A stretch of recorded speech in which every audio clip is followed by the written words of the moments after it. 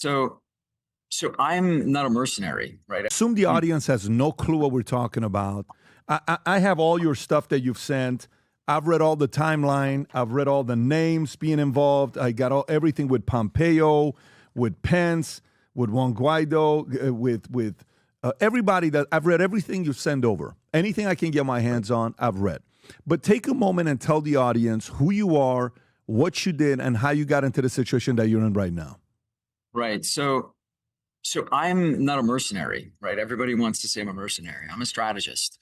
So let me give you the 30-second brief on my career. I've been a soldier since I was 17. Started in the Canadian Army, came to the American Army, went through several selections till I got to, I was in the CRIF, I was in JSOC units, the highest level. Half of my training is intelligence, however, so human intelligence.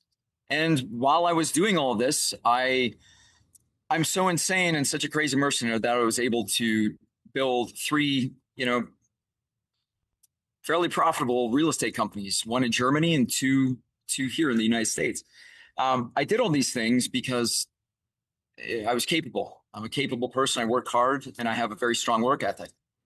Fast forwarding to when I leave the military, I get out and I start my company because at that time there's a lot of school shootings. I want to mitigate school shootings. It's a national problem, still is.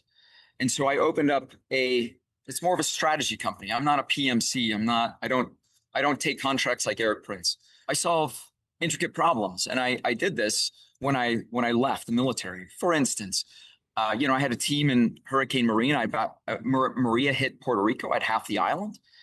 And we protected essentially AT&T personnel who are trying to reestablish communication through the island. And so I use negotiation skills with local cartels and gangs to just basically have them not attack my people and reestablish these communication networks. Fast forward a little bit, I get recruited by the Trump administration under Keith Schiller, who's a good friend of Donald Trump, as you know, and worked in the White House as head of White House operations. Now, here's the macro of it.